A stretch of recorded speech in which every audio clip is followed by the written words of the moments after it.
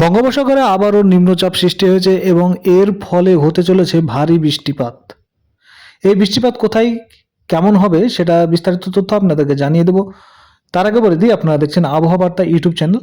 সঠিক সময়ে সঠিক আবহাওয়া বার্তা পেতে বিশেষ করে স্যাটেলাইট ভিত্তিক এবং সেই সঙ্গে সরকারি আবহাওয়া দপ্তরের যে তথ্য অনুযায়ী যদি সঠিক রিপোর্ট পেতে চান তাহলে অবশ্যই আমাদের এই চ্যানেলটিকে সাবস্ক্রাইব করে রাখবেন। আর অবশ্যই ভিডিওটিতে লাইক দিয়ে রাখবেন, তাহলে কিন্তু পরবর্তী যে আপডেটগুলি আমরা দেবো সেটা সম্পূর্ণ ফ্রিতে আপনারা সবার আগে পেয়ে যাবেন। আর একটা জিনিস, আপনারা কমেন্ট করতে ভুলবেন না কে কোথা থেকে ভিডিও দেখছেন এবং আপনার এরিয়ার নাম যদি এখানে কমেন্ট করে দেন তাহলে আগামী ভিডিওতে আপনার এরিয়ায় বৃষ্টিপাত কেমন হবে, তাপমাত্রা কেমন থাকবে সেই সমস্ত তথ্য আমরা এই আগামী ভিডিওতে জানিয়ে দেব।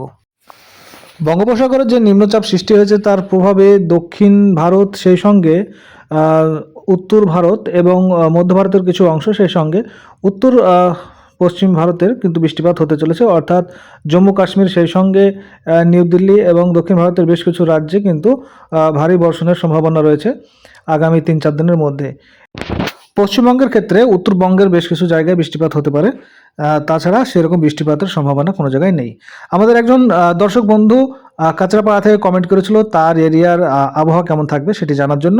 তো এখন বলে দিই, তার যে এরিয়াটা কাঁচরাপাড়া এবং কাঁচরাপাড়া কল্যাণী সহ যে এরিয়াটা আমরা এখানে পয়েন্ট আউট করছি সেই জায়গায় আজ থেকে 2-3 দিন মোটামুটি যে তাপমাত্রা সেটি দিনের বেলায় 17 থেকে 22-23 পর্যন্ত থাকবে এবং রাত্রির বেলায় তাপমাত্রা মোটামুটি 10 থেকে 12-র মধ্যে থাকবে, অর্থাৎ দিনের তুলনায় রাত্রে তাপমাত্রা অনেক কমে যাবে রাত্রে এবং ভোরের দিকে। সেই সঙ্গে কুয়াশা হালকা থাকার সম্ভাবনা রয়েছে। তবে বৃষ্টিপাত আগামী 2-3 দিনের মধ্যে এখানে হচ্ছে না। বৃষ্টিপাত যেটা হওয়ার সেটি হলো জম্মু কাশ্মীর সহ দিল্লি এবং সেই সঙ্গে দক্ষিণ ভারতের বেশ কিছু জায়গা, ব্যাঙ্গালোর বা কেরালা, এইসব জায়গাগুলি, পন্ডিচেরি, এইসব জায়গাগুলোতে কিন্তু বৃষ্টিপাত হতে চলেছে।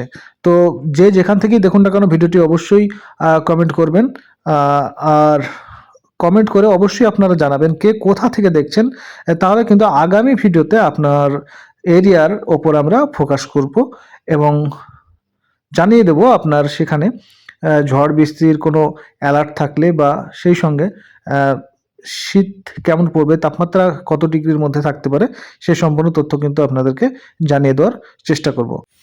তো এবার আমরা যে লো প্রেশারটি ক্রিয়েট হয়েছে বঙ্গোপসাগরে সেটা দেখে তার গতিপথ নির্ণয়ের চেষ্টা করব।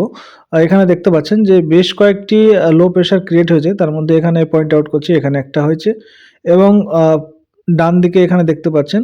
তো এই অলরেডি সাগরে বৃষ্টিপাত চলছে, ঝোড়ো হাওয়া চলছে এবং এইগুলি কিন্তু আস্তে আস্তে উপকূলবর্তী হওয়ার চেষ্টা করছে।